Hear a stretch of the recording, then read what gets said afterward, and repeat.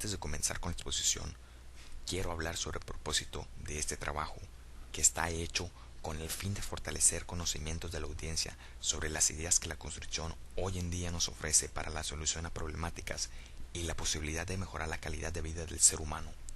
Es muy importante saber que existen obras constructivas que se desarrollan día a día y la ejecución de dichas obras lleva a cuesta infinidad de procesos y trabajo colaborativo que no solo implica la labor de construir, sino de innovar, crear, fortalecer ideas y ensayos que a simple vista parecen salir de las mentes más creativas. Lo que a continuación se explica se basa en una búsqueda en diferentes fuentes de información que van desde el Internet, libros, revistas y al mismo tiempo de algunos videos proporcionados por un asesor. Dicha exposición tiene como objetivo principal despertar el interés y comprendimiento de los diferentes sistemas de estabilización lateral, ayudar y fortalecer el conocimiento para todas aquellas personas que están ligadas con el tema del diseño y construcción de obras. Empezaré definiendo lo que es la estabilización lateral, que puede definirse como la capacidad de una estructura o elemento estructural de resistir las fuerzas laterales sin llegar a volcar, pandear o colapsarse. Dentro de este tema vamos a encontrar algunos subtemas. El primero de ellos es contraventeos, que son elementos estructurales que rigidizan la estructura, distribuyen los esfuerzos producidos por los diferentes tipos de carga y lo transmiten a la cimentación. Son elementos básicos que nos permiten obtener edificios de grandes claros y alturas con diseños eficientes y económicos. Al elemento o refuerzo que crea una rigidez lateral es comúnmente llamado contraventeo, que puede aportarse a la estructura en forma de tensores, diagonales y muros. La función de estos elementos es evitar el pandeo en las estructuras bajo cargas verticales y al mismo tiempo conservar la estabilidad lateral de la estructura, incluyendo los efectos PD bajo cargas verticales y horizontales de diseño. Para la manera en que pueden clasificarse los contraventeos, necesitan tomar como base el desarrollo horizontal y el tipo de larguero utilizado. La altura de todos los contraventeos estándar es de 2 metros y pueden llegar a clasificarse en distintos grupos, tales como. A continuación describiré cada uno de los grupos mencionados anteriormente. Contraventeo discreto. A este contraventeo se le conoce también con el nombre de contraventeo nodal, el cual resiste y al mismo tiempo aporta rigidez lateral, solo en sectores específicos y donde se encuentra localizado, es decir, unido al marco o elemento estructural. Contraventeo relativo. El contraventeo relativo es aquel que proporciona control de distorsiones laterales bajo el principio de compatibilidad de deformaciones de dos puntos al unirse con algún elemento estructural. Este contraventeo es muy popular y puede estar representado por diagonales a nodos, concéntricas en la viga del marco y excéntricas en la viga del marco. Contraventeo continuo. El contraventeo continuo es aquel que se le proporciona a elementos estructurales y marcos de manera constante en alguno de sus planos. Contraventeo dependiente. Es básicamente la aportación de contraventeos siempre y cuando la configuración deformada del elemento o estructura que es contraventeado haga depender y prescindir del elemento que contraventea. Cruz de San Andrés. El arrastramiento más simple es la cruz de San Andrés, que consiste en dos tirantes que pueden trabajar alternativamente en tracción, aunque hay otras alternativas que precisan barras que pueden trabajar alternativamente a compresión. A continuación, se presentan algunos artículos que pueden servir de ayuda con lo que respecta a la seguridad estructural de las construcciones. Muros rígidos. Son estructuras rígidas, generalmente de concreto, las cuales no permiten deformaciones importantes sin romperse. Se apoyan sobre suelos competentes para transmitir fuerzas de su cimentación al cuerpo del muro y de esta forma generar fuerzas de contención. Las estructuras de contención rígidas son aquellas estructuras de contención cuyos movimientos son de sólido rígido, pero no presentan movimientos en el interior de la estructura, es decir, no se producen fricciones en la misma. Por lo tanto, la ley de empuje viene influida exclusivamente por el valor, pero no por la forma. La utilización de muros rígidos es una de las formas más simples de manejar cortes y terraplenes. Los muros rígidos actúan como una masa relativamente concentrada que sirve de elemento contenedor a la masa inestable. El empleo de muros de contención rígidos Para estabilizar deslizamientos es una práctica común en todo el mundo, pero su éxito ha sido limitado por la dificultad que existe en el análisis de cada caso en particular y por las diferencias que existen entre las fuerzas reales que actúan sobre el muro en un caso de deslizamiento y los procedimientos de análisis basados en criterios de presiones activas utilizando las teorías de presiones por tierras de Rankine o Coulomb. Ocurre con frecuencia que un deslizamiento de rotación en donde la fuerza actuante en el pie tiene una componente vertical importante hacia arriba, levante el muro, y son muchos los casos conocidos de fracasos en el empleo de muros para controlar deslizamientos rotacionales. Entre estos tenemos concreto reforzado. Una estructura de concreto reforzado resiste movimientos debido a la presión de la tierra sobre el muro. El muro a su vez se apoya en una cimentación por fuera de la masa inestable. Existen los siguientes tipos de muro reforzado: muros empotrados o en cantilever en forma de L o T invertida, los cuales tienen una placa semivertical o inclinada monolítica con otra placa en la base. Muros con contrafuertes, en los cuales la placa vertical o inclinada está soportada por contrafuertes monolíticos que le dan rigidez y ayudan a transmitir la carga a la placa de cimentación. Muros con estribos, en los cuales adicionalmente a la placa vertical y la placa de cimentación y los contrafuertes se construye una placa superior subhorizontal que aumenta la rigidez y capacidad para soportar momentos. En la mayoría de los casos se colocan llaves o espolones de concreto debajo de la placa de cimentación para mejorar la resistencia al deslizamiento. Una pared en concreto reforzado es generalmente económica y viable para alturas hasta de 8 metros. Para alturas mayores el espesor de la placa semivertical aumenta en forma considerable y el muro se vuelve muy costoso. Debe tenerse en cuenta que la utilización de contrafuertes o estribos generalmente disminuye el costo comparativamente con un muro empotrado en L o T invertida. La pendiente de la pared de fachada debe dársela una inclinación ligera para evitar la sensación visual de que el muro se encuentra inclinado. Generalmente se recomienda una pendiente de 1 en 50. El diseño de un muro en concreto armado incluye los siguientes aspectos: diseño de la estabilidad intrínseca del muro para evitar volcamiento o deslizamiento sobre el suelo de cimentación, diseño de la estabilidad general del talud o cálculo del factor de seguridad incluyendo la posibilidad de fallas por debajo de la cimentación del muro, diseño de las secciones y refuerzos internos para resistir momentos y cortantes, cálculo de la capacidad de soporte de la cimentación. Para el diseño estructural se supone que la placa vertical del muro se encuentra totalmente empotrada en la placa de cimentación. La Oficina de Control Geotécnico de Hong Kong recomienda que en todos los casos de muro de concreto armado se utilice presiones de reposo para el cálculo de la fuerza sobre las paredes del muro. Resiste muy bien los esfuerzos de compresión, pero no tiene buen comportamiento frente a otros tipos de esfuerzos, tales como tracción, flexión, cortante, entre otros. Por este motivo, es habitual usarlo asociado al acero, recibiendo el nombre de hormigón armado. Características físicas. Densidad: en torno a 2.350 kg sobre metro cúbico. Resistencia a compresión: de 150 a 500 kg sobre centímetro cuadrado para el hormigón ordinario. Resistencia a tracción: proporcionalmente baja, es del orden de un décimo de la resistencia a compresión y generalmente poco significativa en el cálculo global. Ventajas: puede emplearse en grandes alturas previo su diseño estructural y estabilidad. Se utilizan métodos convencionales de construcción. Desventajas: requiere de un buen piso de cimentación. Son poco económicos en alturas muy grandes y requieren de formaletas especiales. Su poco peso los hace menos efectivas. Este tipo de muro resiste el empuje lateral de la presión del terreno. Por medio del voladizo de un muro vertical y una base horizontal, el muro se proyecta para resistir los momentos de flexión y el cortante debidos al empuje del terreno. Primero se predimensiona el muro en su totalidad, luego se establecen las características geométricas reales de la losa de base para satisfacer los requisitos siguientes: resistencia a la volcadura, deslizamiento y asentamiento.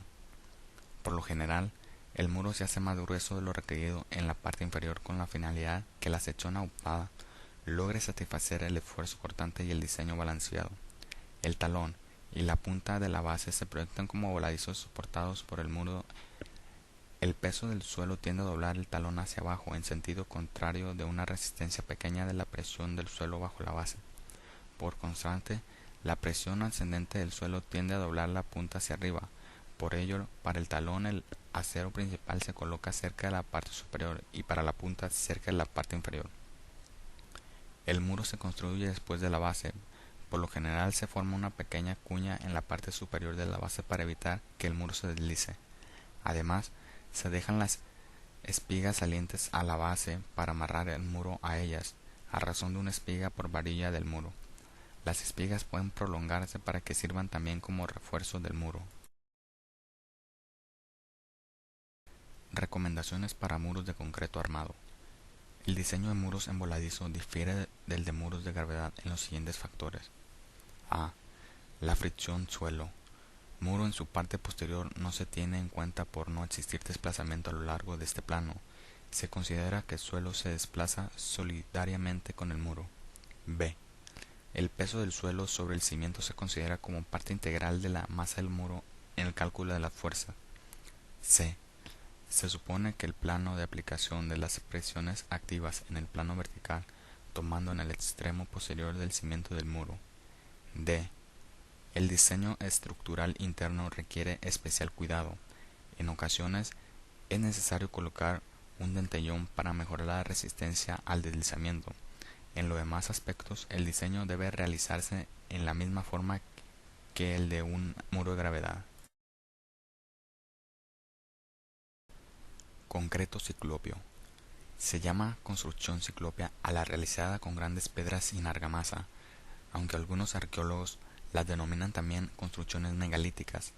Las construcciones ciclópeas se distinguen de aquellas en que tienen algún aparejo, que puede ser más o menos poligonal y semiescuadrado, o bien ciclópeo propiamente dicho, no así las megalíticas.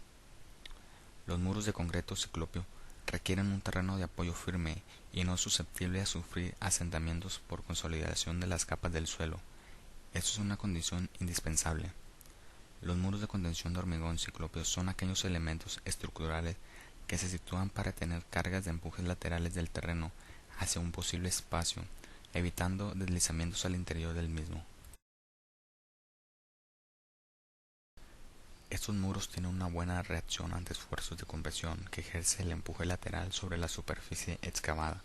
Sin embargo, el desempeño del muro de contención a esfuerzos de pandeo por sus momentos de tracción ocasionados por curvas laterales, niveles freáticos, por lo cual se debe incrementar el espesor del muro de contención para retener a estas cargas.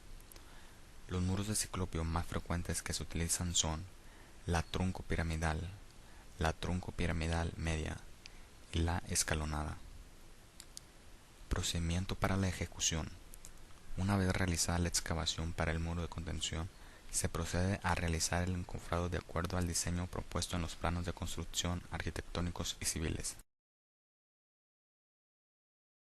La base de la excavación que va a aportar el elemento estructural deberá estar nivelada y compactada, para lo cual se recomienda colocar una carpeta de hormigón pobre de dosificación H18, es decir, 180 kg cemento sobre metro cúbico, en proporciones 1:4 en cemento y arena corriente de construcción para optimizar la nivelación de las primeras capas. Se recomienda que el encofrado no tenga una altura mayor a 1 metro, ya que siendo así podría dificultarse el colocado de piedras. Una vez terminado el encofrado se utilizará una mezcla estructural de dosificación media H25, es decir, 250 kg cemento sobre metro cúbico en proporciones 1:2:2 entre cemento, arena corriente y grava de granulometría mayor a 3/8 pulgada. La misma que se basará sobre la carpeta o base con un espesor mínimo de 15 centímetros para adherir la primera hilera de piedra.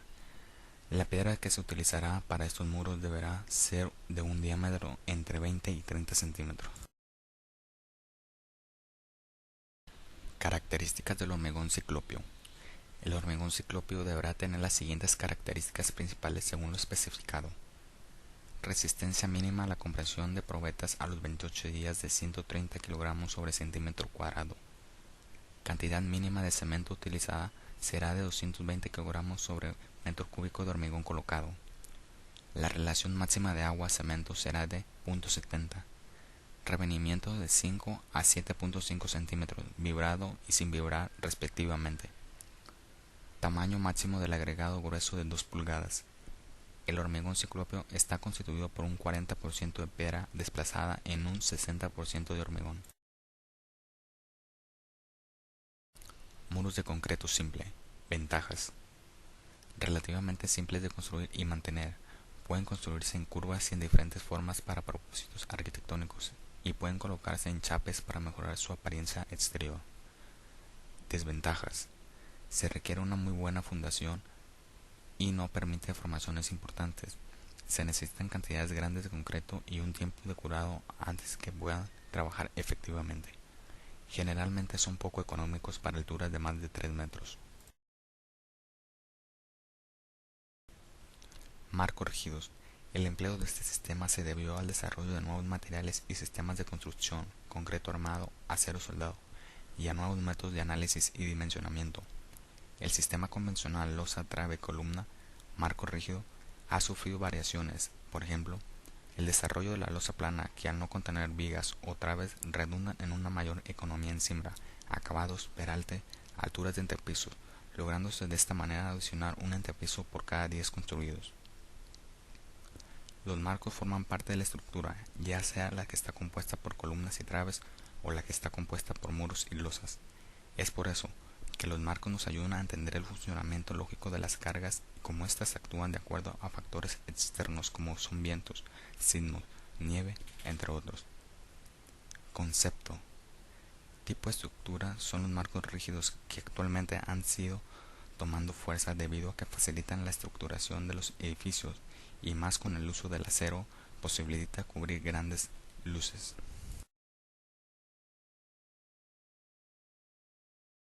Los marcos rígidos de acero son una excelente opción para una estructura de edificación que requiere de espacios versátiles, universales o flexibles, espacios interiores de grandes dimensiones, y esto actualmente es muy útil, y más cuando las necesidades son cambiantes. Además, este sistema estructural permite cubrir luces o grandes claros, por lo que se puede utilizar en muchas tipologías arquitectónicas. Los marcos rígidos pueden ser utilizados para expresar arquitectónicamente formas interesantes y a la vez dar sensaciones espaciales únicas. Esto mediante la repetición de los mismos, un diseño que ellos generan movimiento en la cubierta. Este sistema estructural es muy sencillo en cuanto a su funcionamiento y por ende que se utilice para cualquier tipo de edificación, por lo que siempre será recomendable conocer todos los posibles sistemas de estructuración para proponer al cliente cuál es la mejor solución a sus necesidades, sabiendo ponderar el límite de elección entre la conveniencia de los dos sistemas. Tipos de marcos ortogonales. Lateral, muros y tirantes cruzados. De soporte vertical, columnas y muros. De espaciamiento horizontal, pisos, losas, armaduras y vigas. Funcionamiento de los marcos rígidos. Los marcos formados por columnas y traves están unidos, formando uniones rígidas capaces de transmitir los elementos mecánicos en la viga sin que haya desplazamientos lineales o angulares entre sus extremos y las columnas en que se apoya. Sobre las vigas principales, que además de resistir las cargas verticales, ayudan a resistir las cargas laterales, se apoyan en algunos casos las vigas secundarias encargadas de soportar en el sistema de piso. Entre ejes, es la visión interna de un marco estructural repetido definido por los claros de las columnas, columnas centrales, mayor carga, columnas laterales, media carga, columnas esquinadas, un cuarto de carga. Un marco rígido transfiere el momento de una viga a las columnas de apoyo, que dan como resultado que las columnas compartan la resistencia a la flexión con la viga. Esta interacción entre los ejes significa que la resistencia a la flexión resulta de una F que se comparte entre diversos ejes. Usos de marcos rígidos. Son ideales para cualquier aplicación donde el espacio interior libre es necesario, como son por ejemplo gimnasios, supermercados, hangares, bodegas, entre otros. Beneficios o ventajas de utilizar marcos rígidos de acero. Interior libre o espacio universal. Flexibilidad en el aprovechamiento del espacio interior. Rápida construcción. Diseño flexible incomparable. Menor costo. Variedad de columnas. Mínima pendiente en la cubierta. Características de los marcos rígidos. Los marcos rígidos pueden ser diseñados con una cumbrera centrada, excéntrica o de una sola pendiente. La pendiente de techo puede ser tan baja como el 2%. Los marcos rígidos también pueden ser usados con otros sistemas estructurales, incluyendo estructuras de acero tradicional y madera. Esta sólida red estructural de acero laminado en caliente según la norma ASTM. Opción de columnas rectas, semirrectas o tipo supermercado y sección variable. Luces de hasta 90 metros o más con alturas de hombro de hasta 24 metros. Las luces libres pueden fluctuar entre 9 y 90 metros. El sistema de marcos rígidos acepta cualquier carga de viento, sismo, nieve, puente grúa o equipos propios del proyecto. Puede darse cualquier distribución en columna semirrecta, columna de sección variable, columna recta. Marco tubular. El sistema más reciente para edificios altos es el tipo de tubo, que consiste en un arreglo perimetral de columnas exteriores colocadas muy cerca entre sí e interconectadas con vigas, lo que proporciona una enorme rigidez a los edificios muy altos. Este sistema evolucionó al sistema denominado tubo con tubo. Se trata de un núcleo rígido en la parte central del edificio, dentro de la estructura tubular. Este núcleo generalmente se emplea para elevadores, escaleras, ductos e instalaciones. A continuación se presentan algunos artículos y normas sobre el sistema de estabilización lateral, que siempre habrá que tomarlos en cuenta para tener un buen diseño y construcción de la obra. Como conclusión sobre este ensayo, podemos decir que nos ayuda demasiado para adquirir nuevos conocimientos y poderlos aplicar a nuestros proyectos, ya que en muy raras ocasiones ponemos atención a los cálculos de la resistencia que deben tener, así como también al ahorro que podemos lograr o el aumento que se genera con los materiales empleados, y esto no lo sabemos porque no realizamos un análisis estructural. De igual manera, nos sirve para la prevención de accidentes por fenómenos ya sean naturales o provocados.